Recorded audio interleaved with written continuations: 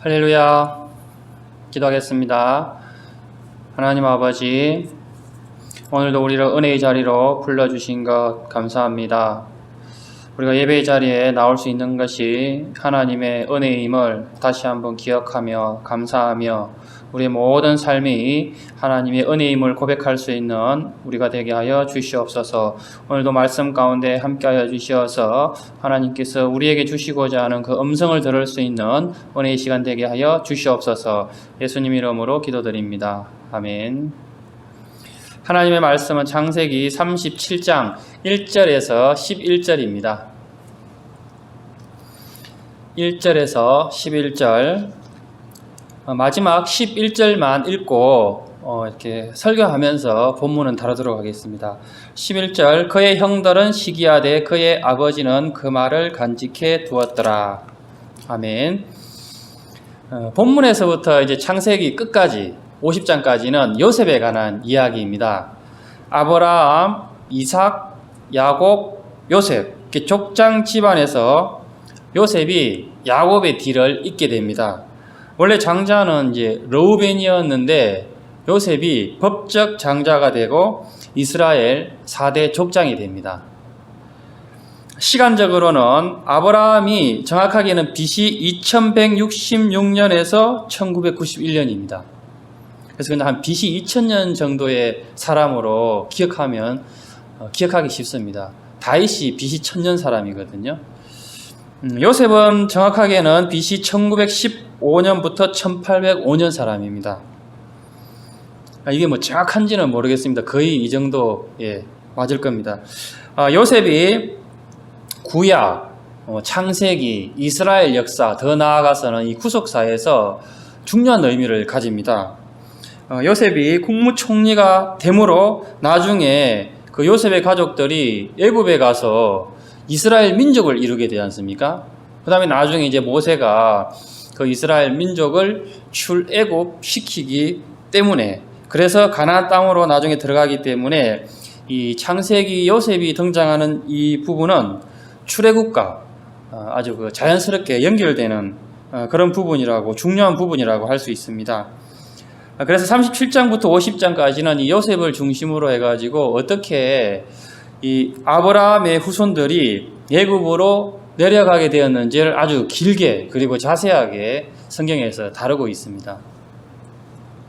1절 야곱이 가나안 땅 곧 그의 아버지가 그리워하던 땅에 거주하였으니 먼저 야곱이 가나안 땅에 머물렀다는 것을 기록하고 있습니다.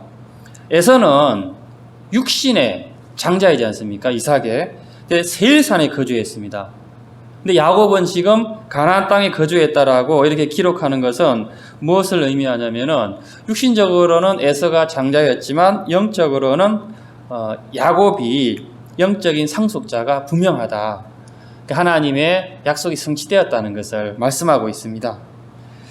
2절 야곱의 족보는 이러하니라. 요셉이 17세의 소년으로서 그의 형들과 함께 양을 칠 때에 그의 아버지의 아내들 빌하와 실바의 아들들과 더불어 함께 있었더니 그가 그들의 잘못을 아버지에게 말하더라.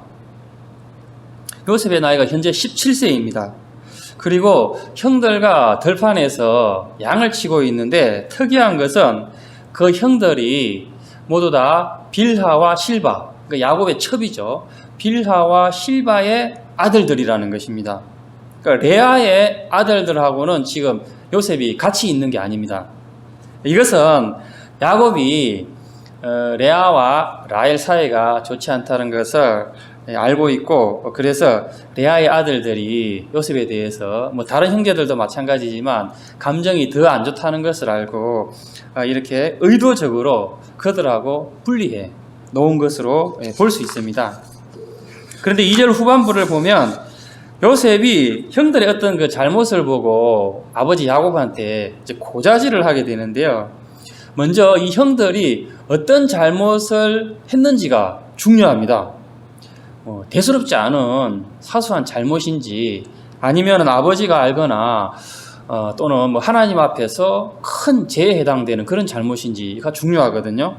원문을 따져보면은 이들의 잘못은 사소한 잘못이 아니라 아주 그 사악한 일에 해당합니다. 그 아버지가 알면 크게 진노할 일이죠. 여기서 두 가지를 생각해 볼 수가 있는데요. 첫째는 이 야곱이 자녀 교육에 실패했다는 것입니다.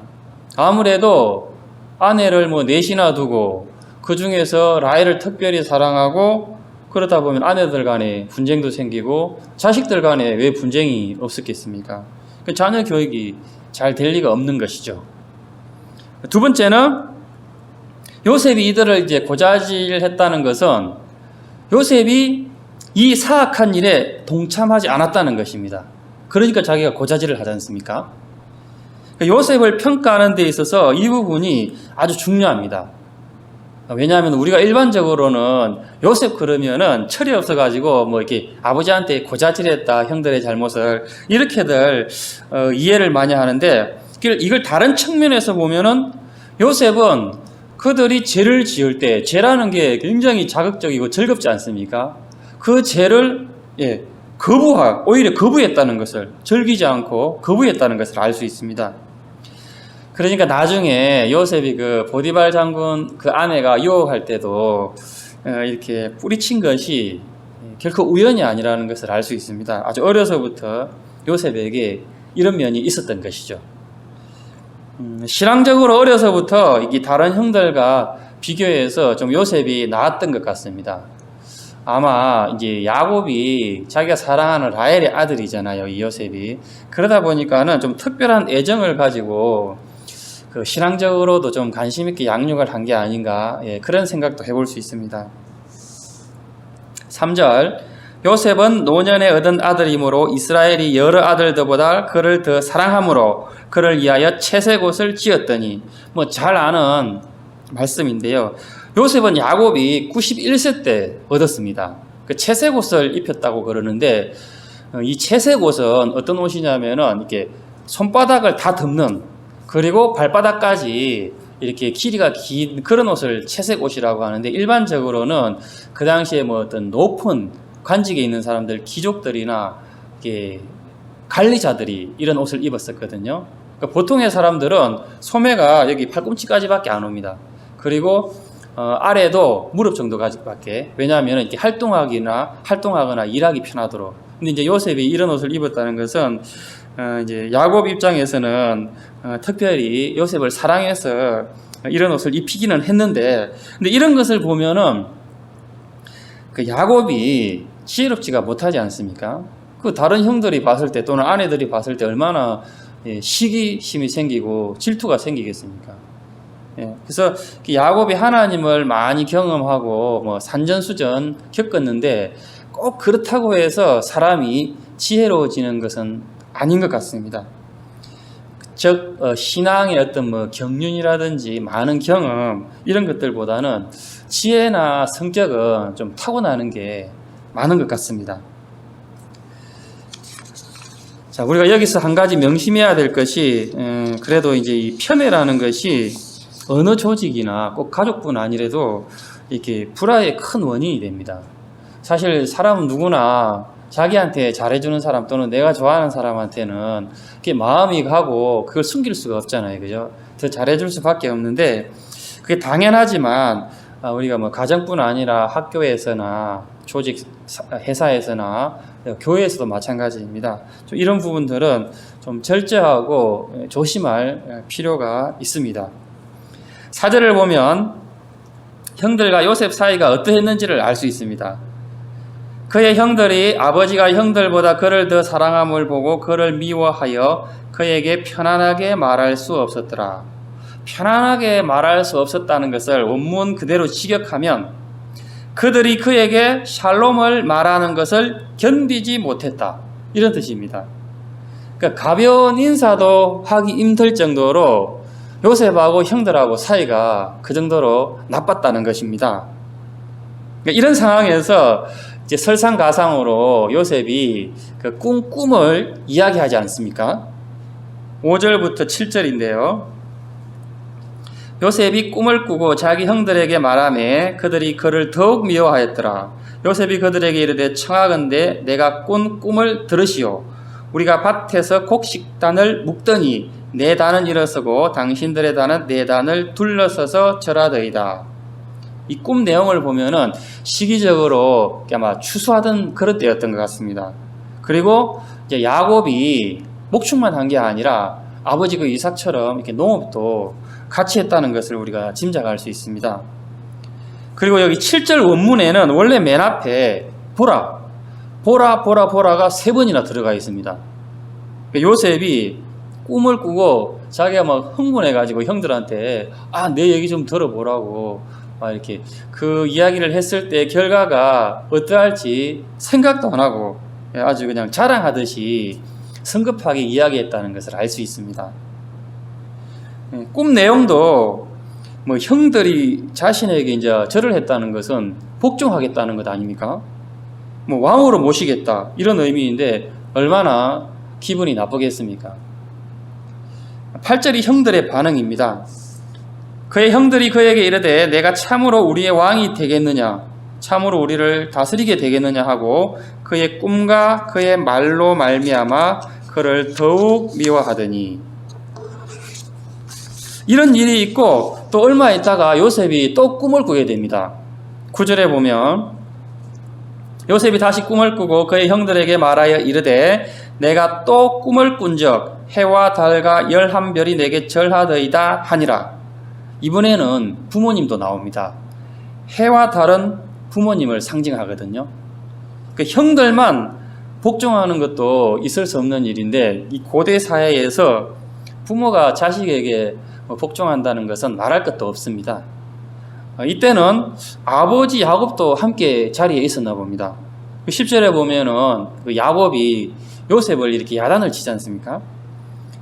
그가 그의 꿈을 아버지와 형들에게 말하며 아버지가 그를 꾸짖고 그에게 이르되 내가 꾼 꿈이 무엇이냐? 나와 내 어머니와 내 형들이 참으로 가서 땅에 엎드려 내게 절하겠느냐? 11절 그의 형들은 시기하되 그의 아버지는 그 말을 간직해 두었더라.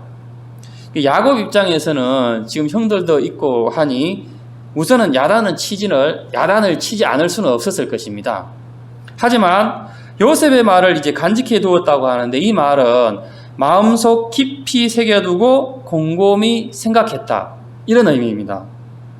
그러니까 오랜 세월 야곱이 좀 이렇게 시련을 많이 겪고 연단 받았잖아요. 그러니까 하나님의 체험도 많고 그러다 보니까 아마 직감적으로 이 요셉의 꿈이 평범한 꿈은 아니다, 예사롭지 않다는 걸 알았던 것 같습니다. 그래서 이렇게 마음에 두고 요셉의 미래를 내가 이렇게 진지하게 지켜봐야겠다 이런 생각을 하게 된 것입니다. 교회에서는 보통 이제 성령께서 주시는 깨달음, 이런 야곱과 같은 성령께서 주시는 깨달음, 음성 이렇게 표현하는데 우리가 밖에서는 이 비슷하게 사용하는 단어가 직감이라는 게 있습니다. 여자들의 촉이라고도 표현하는데요. 뭐 남편이 예를 들면 이제 바람을 피지 않습니까? 그러면은 특별히 의심할 만한 행동을 안 했는데 말도 없었는데 그냥 어떤 뭔가 느낌이 온다고 하지 않습니까? 촉이. 그리고 그 촉이 또 맞는 경우가 많잖아요. 이런 애도 종종 있습니다. 어떤 남녀가 하루 종일 이제 데이트를 하고 평소 때처럼 헤어졌어요. 그리고 평소 때처럼 이제 남자친구가 문자가 왔는데 카톡으로 나 집에 잘 도착했다 왔어요. 그랬는데 여자 입장에서 왠지 집에 안 들어갔다는 느낌. 그런데 나중에 보니까 그 즉시 확인을 안 했는데 나중에 보니까 정말 집에 들어간 게 아닌 것입니다.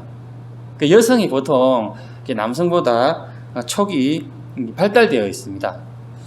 그리고 주의할 것은 이런 그 직감, 촉이라고 그랬는데 제가 이런 직감하고 의심을 우리가 이제 구분할 수 있어야 됩니다. 지금 이 유튜브에 올린 이 사람은 이걸 어떻게 구분하냐면은 위화감을 가지고 구분한다고 이렇게 표현을 합니다. 위화감이라는 건 제가 사전을 찾아보니까는 조화되지 않는 어설픈 느낌이거든요. 그 디스하모니라고 아주 그 영어 표현이 오히려 우리가 이해가 잘 됩니다. 그러니까 위화감은 의심하고는 다른 것이죠. 뭔가 조화되지 않는 느낌. 그러니까 남자친구랑 하루 종일 아무 문제가 없었는데 그 마지막 문자 내용도 똑같아요. 평소랑. 그랬는데 위화감이 든다는 거죠. 뭔가 부조화스러운 거. 오늘은 뭔가 이상한데 이런 느낌 있잖아요.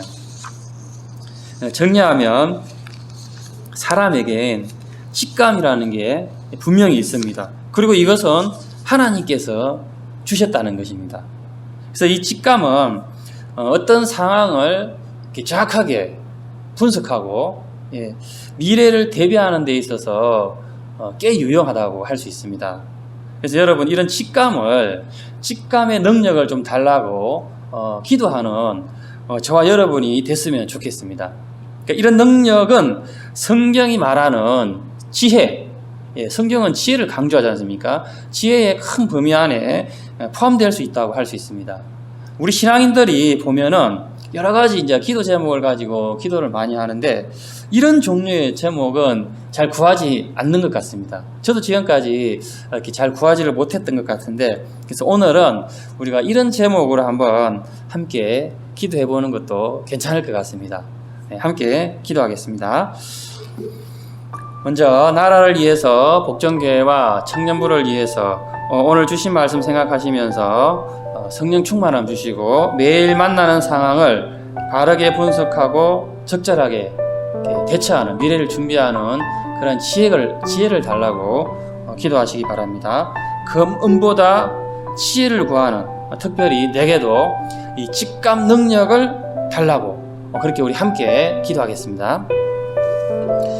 좋으신 하나님 아버지 감사합니다. 오늘도 말씀을 통하여서 우리에게 깨달음 주시고 또 교훈하시고 도전받게 하시니 아버지 하나님 감사합니다.